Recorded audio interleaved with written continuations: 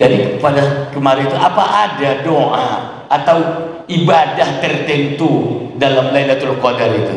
Akan itu kemarin itu ya. Jadi malam ini saya sambung lagi tambahannya. Seafdolnya 10 malam yang terakhir kita bersungguh-sungguh untuk mendapatkan Lailatul Qadar. Dengan cara seperti apa? Wal aula al mu'takifu, yang paling afdolnya, paling utamanya melaksanakan i'tikaf fi asril akhiri, 10 malam terakhir. 10 malam terakhir berarti malam 21 ya, 21 sampai malam terakhir dari Ramadan itu kita dianjurkan menyibukkan diri untuk i'tikaf di masjid. I'tikaf, perbanyak i'tikaf. Sebenarnya i'tikaf itu tidak mesti berhari-harinya. Yang namanya i'tikaf sebentar pun bisa, tapi terutama pada 10 malam terakhir Ramadan perbanyak i'tikaf itu, baik siang maupun malam.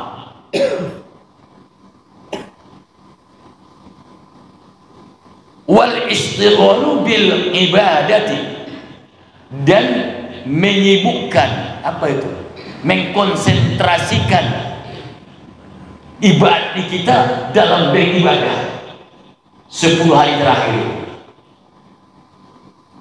Kamu tola'atil ilmi, seperti menelaah, membahas, memperdalam ilmu pengetahuan. Jadi kita duduk di masjid ini, bismillahirrahmanirrahim, nawaitul i'tikafa fi hadzal masjid ma dumtu bihi lillahi ta'ala. Sengaja aku i'tikaf di masjid ini selama aku di sini karena sunat, karena Allah Ta'ala. Di samping kita i'tikaf, al-istighalu bil ibadah, kita sibukkan dengan ibadah, zikir, baca Quran, mutola'atul ilmi, menilaah ilmu, wasolati, dan sholat-sholat sunnah. Nah, itu yang kita gawekan selama i'tikaf itu. Dengan harapan apa? Harapan untuk menemukan, supaya kita bertemu dengan yang disebut dengan Lailatul Qadar. Mungkin sebelum Bapak bertanya, mungkin ada yang ingin menyampaikan, Pak Ustaz, apa? Bagaimana yang dimaksud dengan sholat sunat Lailatul Qadar? Saya jawab, saya tidak bertemu hadisnya dan saya tidak pernah mendapatkan dari guru yang saya belajar.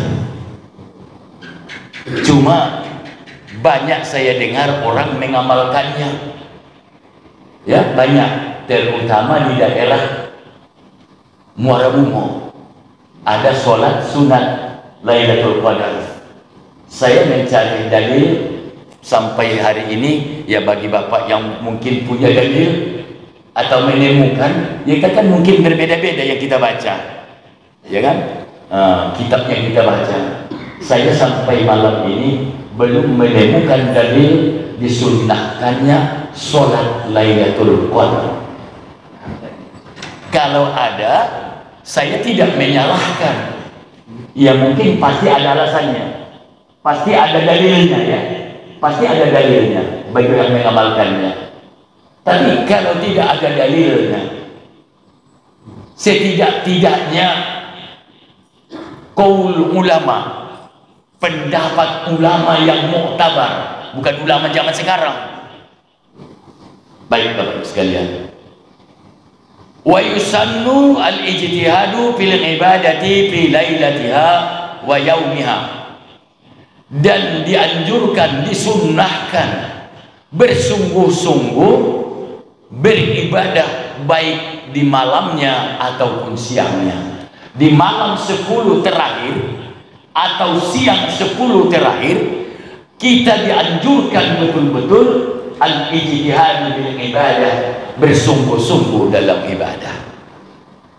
Ya mungkin kita tidak bisa siang, mungkin malam.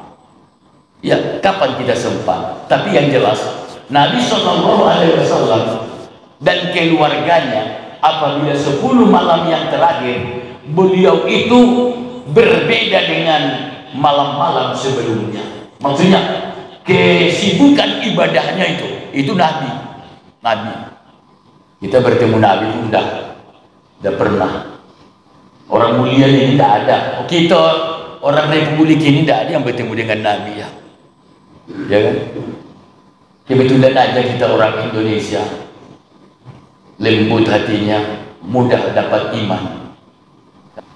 Jadi 10 malam terakhir kita iktikaf. Apa gawe dalam iktikaf itu?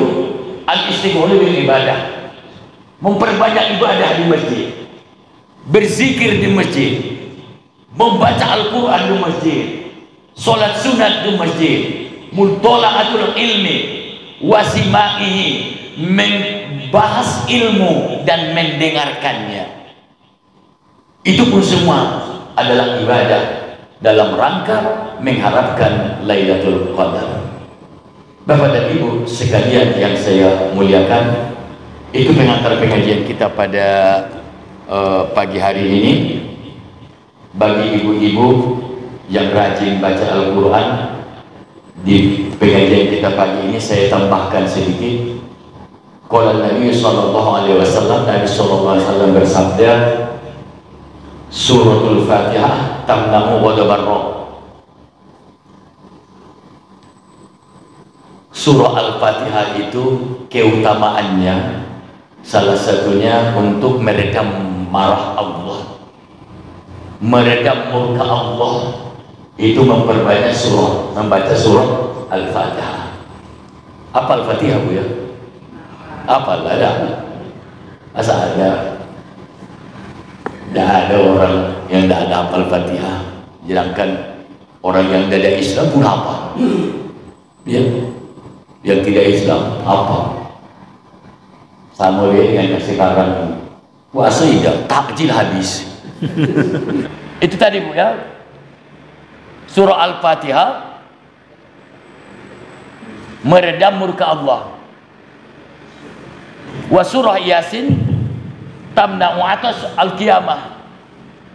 Surah Yasin itu untuk menangkal rasa haus di hari kiamat. Menangkal rasa haus di hari kiamat. Baik itu kiamat pribadi atau kiamat yang benaran. Makanya kenapa dibacakan Yasin di samping orang yang sakaratul maut? Untuk menghilangkan rasa haus, supaya orang yang sakaratul maut itu berkurang rasa hausnya, supaya tidak haus betul. Karena orang yang akan meninggal itu rasa hausnya luar biasa. Bahkan dalam hadis dijelaskan, seandainya diberikan pun air satu buah laut, satu sungai, tidak habis hausnya itu, saking hausnya orang yang sakaratul maut itu. Makanya untuk meringankan bebannya itu kita bacakan surah Yasin. Kemudian wa suratul Duhan tamna'u ahwalal qiyamah. Surah Ad-Duhan untuk mencegah huru hara di hari kiamat terhadap kita. Wa suratul Waqi'ah tamna'ul faqr. Membaca surah Al-Waqi'ah itu supaya tidak ditimpa kefakiran, tidak ditimpa kebangkrutan. Jadi bagi orang yang takut jadi orang fakir atau takut bangkrut, perbanyak membaca surah Al-Waqi'ah. Iza waqa'atil waqi'ah laisa li waqa'atiha ka'adibah sampai akhir. Perbanyak itu. Supaya terhindar dari kefakiran. Wa suratul muluk tamna'u adzabal qabr. Dan surah Al-Muluk untuk mencegah azab kubur. Makanya kita tengok di kampung-kampung ya, yang jelas macam saya tengok di Sungai Bau, itu asal siap seseorang ada menguburkan jenazah, itu semua orang masyarakat baca surah Al-Muluk. Sehingga orang Sungai Bau yang sudah dewasa jarang itu yang tidak hafal surah Al-Muluk. Saya tengok tuh, yang terutama yang tua-tua udah siap dikuburkan, baca surah Al-Muluk. Rupanya surah Al-Muluk itu adalah untuk mencegah azab kubur. Maksudnya dengan keberkahan ayat itu, surah itu, azab kubur terhadap jenazah diringankan oleh Allah Subhanahu wa Ta'ala. Surah Al-Waqi'ah, surah Al-Muluk, surah Al-Muluk kan. Wa suratul Kautsar tamna'u husumatal husamat. Dan surah Al-Kautsar, apa Al-Kautsar? Inna a'tayna, ya, inna a'tayna kal kautsar fasalli li rabbika wanhar inna syani'aka wal abtar. Itu faedahnya apa? Tamna'u husumal husama, untuk menangkis dendamnya orang yang dendam. Ada orang hasad kepada kita, ada orang dendam kepada kita. Untuk menghilangkan itu, perbanyak membaca surah Al-Kautsar. Inna a'tayna kal kautsar fasalli li rabbika wanhar inna syani'aka huwal abtar. Wa suratul kafirun tamna'ul kubra. Surah Al-Kafirun, qul ya ayyuhal kafirun, untuk mencegah terjadinya kekafiran pada diri kita. Wa suratul ikhlas tamna'ud nifaq, dan memperbanyak surah Al-Ikhlas, qul huwallahu ahad, supaya hilang rasa kemunafikan atau sifat-sifat kemunafikan dari diri kita. Wa suratul falaq tamna'u hasadal hasidin, membaca surah Al-Falaq untuk mencegah hasad, dengki orang yang dengki kepada kita. Perbanyak membaca surah Al-Falaq. Wa suratul Nas tamna'ul waswas. Kalau hati kita selalu waswas, maka perbanyak membaca surah An-Nas, qul a'udzu birabbin nas, sampai akhir. Itu tambahnya kepada ibu-ibu, karena ibu-ibu yang rajin baca Quran.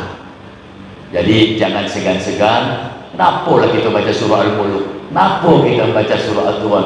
Kenapa kita baca surah Al-Waqi'ah? Kenapa kita baca surah Yasin? Makanya saya singgung sedikit supaya jangan membuat supaya jelas bagi kita. Itu Bapak dan Ibu. 6:04, mungkin 10 menit ke depan kita diskusi. Pada Bapak dan Ibu saya persilakan.